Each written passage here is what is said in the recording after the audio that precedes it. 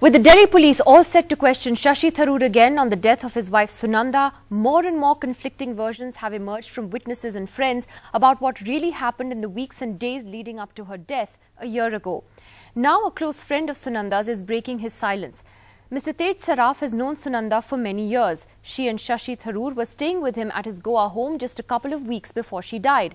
Mr. Saraf says he feels it's a trial by media today and that Sunanda was very disturbed and on heavy medication in the days leading up to her death. In fact, he says she had fainted twice in front of him when they were staying with him in Goa. One of the key contradictions in the case has been whether or not Sunanda was suffering from a disease called lupus. The medical reports don't say so, but many friends say that that is what she claimed. Tej Saraf joins us now live from Goa. Mr. Saraf, thank you for joining us today. What made you decide to break your silence at this point? Can you tell us in some detail about what happened in those days that Sunanda and Shashi Tharoor were staying with you in Goa? I was appalled over the last few weeks by the statements being made by various people, particularly about lupus, that she never had lupus, that this was some kind of a red herring,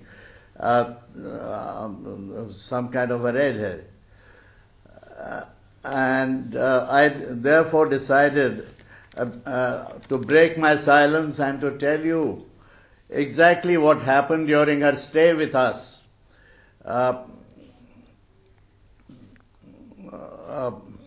Over New Year, over the last days of December and the New Year of 2014.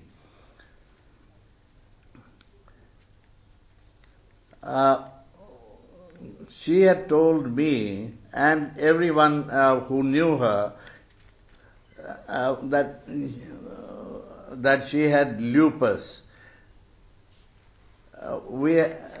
In fact, I never knew what lupus meant. I Googled. When did she tell you this, sir? When did she first tell you that she had lupus? She told me it was 2 years back, first time.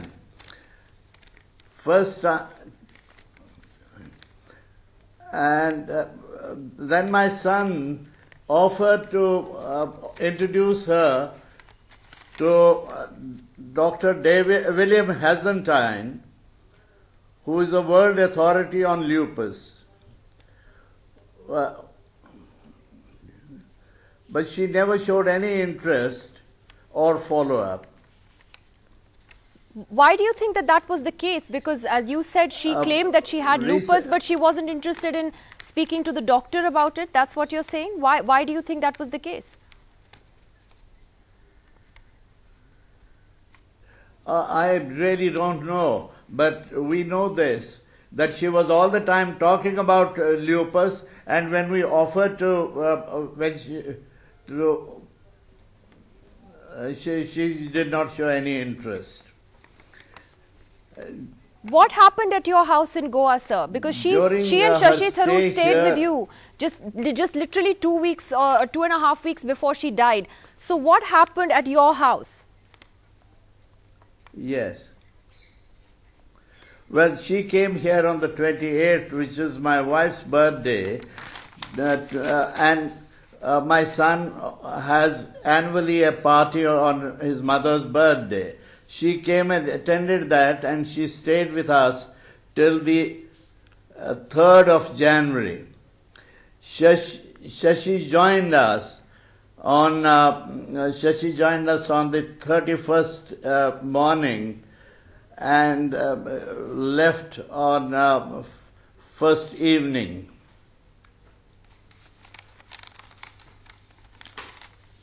And what happened while she was with you? Because you say that she was very disturbed and she was on a lot of medication. What happened at your house? Well, I was surprised. She was taking fistfuls of medicines.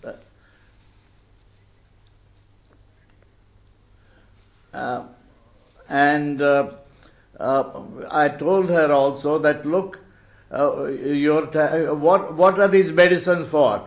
She said, you know, I don't sleep very well. And I have not slept for years very well, so I have Alprax,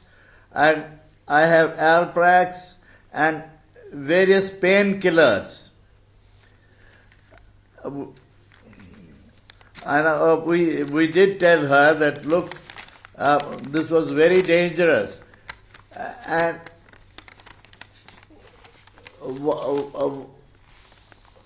what did happen here during her stay here was she fainted twice. Once on the beach and once more on the boat. Okay, it's actually very important what you're saying, sir. You're saying that she told you that you know, she was having Alprax and she was having other painkillers. Did you ask her what this medication was, or you didn't get into specifics? By the fistful. Fistfuls? Yeah, she was having them by the fistful. And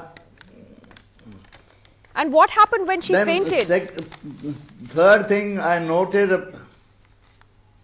Beg your pardon? What exactly happened when she fainted? I mean, did you call a doctor? Did they say, you know, anything about why this happened? Why she fainted? No, she was on the boat. No, they gave her some restorative, some water was sprinkled on her, and she became okay. She wasn't eating well, she wasn't sleeping well, she was in a distraught condition. What was the third thing that you noticed? On the 31st evening, yeah, that is the third thing I noticed was that she was talking contradictory things and bizarre things. Such as? She would go so far as to say, George Bush asked me for my advice, and so does Manmohan Singh. And I thought that she had gone round the bend.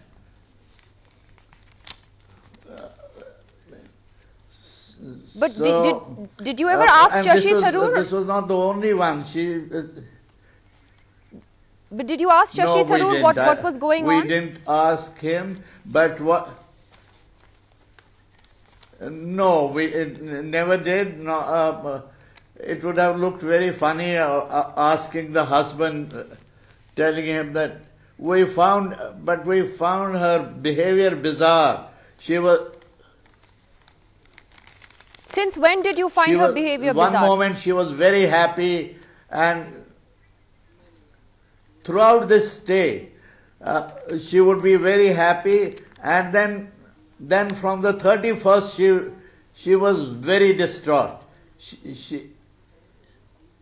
Did she ever tell you why she was distraught? She never recovered. What happened was she told me, on the morning of on New Year's morning, I saw her. She was up before anyone else, and I knew they had come back from a party very late. So I asked her as to why she was up so early. She said, you know, I haven't slept a wink because of Subramaniam Swami. I said, what happened? He has tweeted that my son had been caught in Dubai in a drug racket, and Shashi had used his official position to get him out. So she said, I was very upset, and she asked me as to what she should do. But do you believe... I advised ignore... You advised Yes. her to ignore it and move on. Look, But do you believe that her Ignore. mental condition was... I said ignore it. Since you knew her so well, do you believe she could have taken her own life? Do you think she was capable of doing that? I really do not know. I really cannot say this because she looked so vivacious also at times. I could not think of her as wanting to kill herself. But I have a feeling maybe there were some conditions which were pressing her down, but I couldn't point my finger at anything. And when did you notice the erratic behavior? She did you also ever notice told it me before? that she had... Sorry, go ahead, sir. She also told you what? No. Well, I had not been meeting her regularly, so I wouldn't know.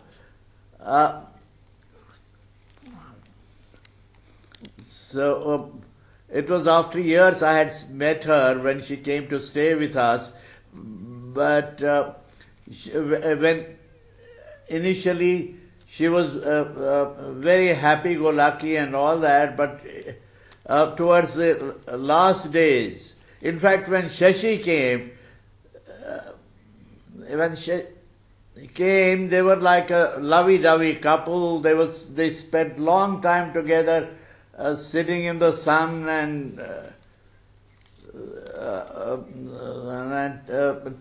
chatting away. Mr. Saraf, since Sunanda died, have you been in touch with Shashi Tharoor at all? Not at all, not in the least, except we were in London when we heard this. We rang him up from there to offer our condolences. That's about all.